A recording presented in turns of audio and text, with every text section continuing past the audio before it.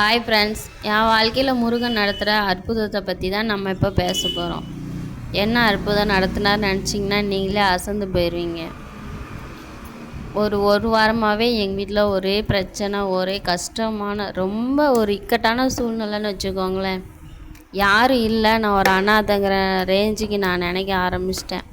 ஆனால் இந்த பிரச்சனை ஒரு வாரமாக தொடர்ந்து நடந்துக்கிட்டே இருக்குது. நாங்கள் திருச்செந்தூர் போயிட்டு வந்து 2 வாரம் ஆகுது.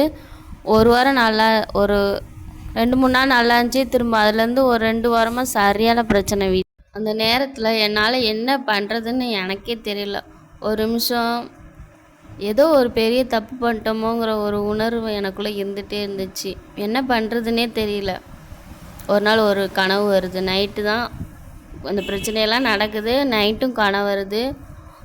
என் கூட இருக்கிறாங்க ஒரு அக்கா தான். அவங்க என்னை கூப்பிட்டுட்டு, கனவுலேயே தான் இதெல்லாம் நடக்குது, ஒரு கோயிலுக்குள்ளே என்னை கூப்பிட்டு போனால் பெரிய முருகர் சிலை இருக்குது. வான்னு சொல்லி கூப்பிட்டு போகிறாங்க. சும்மா தான் போகிறோம். முருகர் தலையிலேருந்து பூ என் கையில் விழுது. செவ்வரளி பூ கையில் விழுது. சரின்னு அந்த அக்கா கூட்டிகிட்டு போயிட்டு திரும்ப வரகம் அங்கே இருக்கிறாங்க வா அப்படின்னு சொல்லி கூப்பிட்டுட்டு போகிறாங்க. நான் அதுக்குள்ளேயே முழிச்சுக்கிட்டேன். ஏஞ்சிட்டு அப்படியே மனசு ஃபுல்லாக முருகனே நினச்சிட்டே இருக்கிறேன். அப்புறம் என்ன ஆச்சுன்னே தெரில. அன்னைக்கு நைட்டே எனக்கு ஒரு சொந்தக்காரங்களை நம்ம பார்க்கலன்னா எவ்வளோ கஷ்டப்படுவோம், அந்த மாதிரி எனக்கு ஒரு ஃபீல். நான் பார்க்கல, அழுகுறேன். செல்லு பார்த்துட்டே இருக்கேன். முருகர் சாங்காக வருது. கேட்டுட்டு ஒரே அழுவாச்சு. ஐயோ, முருகரை பார்க்க முடியலையே. ரொம்ப அதாவது ரொம்ப நெருக்கமாக இருக்கிறவங்க நம்மளை விட்டுட்டு போனாலோ இல்லை அவங்கள பார்க்காம இருந்தாலே நம்ம மனசு ஒரு மாதிரி கஷ்டமாக இருக்கலாம். அது மாதிரி எனக்கு மனசு ரொம்ப கஷ்டமாகி செல்லு பார்த்துட்டே இருக்குது, பாட்டு ஓடிட்டே இருக்குது. என்னால் அழுகை கண்ட்ரோல் பண்ணவே முடியல. ரொம்ப அழுதுட்டு அப்படியே படுத்து தூங்கிட்டு மறுநாள் காலையில் எழுந்துச்சி என்ன ஆச்சுன்னு தெரில. எங்கள் வீட்டுக்காரர் சரி கோயிலுக்கு போகிறதா இருந்தால் போயிட்டு வரலாம். அவரே கேட்குறாரு, நம்ம ஆத்தூர் முருகன் கோயிலுக்கு போகலாமா அப்படின்னு சொல்லி கேட்குறாங்க. எப்பாடா சாமி சந்தோஷம்டா. சரி போகலாம் அப்படின்ட்டு. அன்றைக்கி அமாவாசை வரையா, சரி அமாவாசை விரதம் விட்டுட்டு சாமி கும்பிட்டு அப்புறமேட்டு போகலான்ட்டு இருந்தோம். அமாவாசை விரதம் சாப்பாடெல்லாம் செஞ்சு வைக்கிறேன். சரியால் வயிறு வலி, வாந்தி, தலை சுற்று. என்னால் எந்திரிக்கவே முடியல. படுத்துக்குவோம். கோயிலுக்கு மறுநாள் போகலான்னா நம்ம வீட்டுக்காரங்களை பார்த்தா நம்ம தெரியல கூப்பிட்டு போக மாட்டாங்க.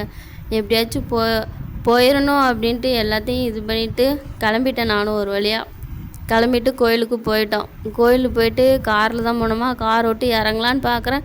என்னால் நடக்கவும் முடியல. ஒரு மாதிரி தலை சுற்றிக்கிட்டு ஒரு மாதிரியாக இருக்குது. உடம்பே ஒரு மாதிரியாக இருக்குது. என்ன பண்ணுறதுன்னு எனக்கே தெரில. நம்ம அவ்வளோ தூரம் போயிட்டு நம்மளுக்கு உடம்புல ஒரு மாதிரி வருதுன்னு சொன்னாலும் நம்மளை திட்டுவாங்க.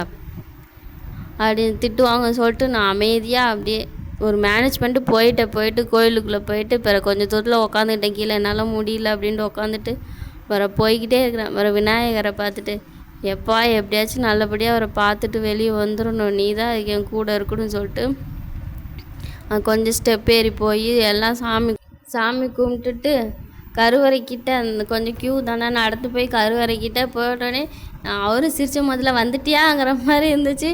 நானும் வந்துட்டேன் அப்படின்னு சொல்கிற மாதிரி ஒரு உணர்வு, ஒரு சந்தோஷம் மனசுக்குள்ளே. சரின்ட்டு அவரை பார்த்து கும்பிட்டுட்டே அப்படியே போய்கிட்டே இருந்தோம். போயிட்டே இருந்துட்டு அங்கே போய் சாமியை பார்த்தா கையில் பூ வேறு வச்சுருந்தோன்னா வீட்டிலேருந்து கட்டி எடுத்துகிட்டு போய் அவர்கிட்ட நம்ம கட்டிட்டு போனால் அவங்க வாங்கி சாமிகிட்ட போடுவாங்களோ இல்லை எப்போவுமே நம்ம பூ கொடுத்தோன்னா வாங்கி பக்கத்தில் உள்ள கூடையில் வச்சுருவாங்க, அது மாதிரி வச்சுருவாங்களோ அப்படின்னு யோசிச்சுக்கிட்டே போகிறேன். ஆனால் கரெக்டாக நான் பூ கொடுக்கேன். ஐயர் வாங்கி நேராக எடுத்துகிட்டு போய் அவர் மேலே போட்ட பூ எடுத்துகிட்டு இந்த பூவை வச்சுட்டாரு. போட்டுட்டு நான் கனவுல பார்த்த மாதிரியே அப்படியே கை நிறைய செவ்வரளி பூ எடுத்து ஒரு முளம் பூ இருக்கும், அப்படியே கை நிறைய அள்ளிட்டு கொடுக்குறாங்க. இதை விட என்ன வேணும்? முருகா போதும், முருகா நீ என் கூட இருக்க, எனக்கு அதுவே போதும், எனக்கு எவ்வளோ கஷ்டம் இருந்தாலும் பரவாயில்ல அப்படின்ட்டு மனசு நிறைஞ்சு கும்பிட்டுட்டு வெளியே உட்காந்துருக்கேன். என்கிட்ட அந்த தலை சுற்று, கிறுகிறுப்பு, வாந்தி, மயக்கம் எதுவுமே இல்லை. உடம்பு அப்படியே அடுத்த செகண்டே சரியாயிடுச்சு. இதெல்லாம் எப்படி நடக்கும்? முருகர் கன்ஃபார்ம் சொல்கிறேன், முத்துமலை முருகர் இருக்கிறாரு, கண்டிப்பாக இருக்கிறாரு. முடிஞ்சவங்க முத்துமலை முருகரை போய் பார்த்துட்டு நீங்கள் மனசார வேண்டிக்கிட்டு அன்போடு போங்க. கண்டிப்பாக அவர் எவ்வளோ கூட்டம், எவ்வளோ நெரிசல்லாம் பார்க்க மாட்டார். நம்ம என்ன நினைக்கிறோமோ அதை நம்மளுக்கு நிறைவேத்தி குடுப்பாரு. அதான் நம்ம முருகர்.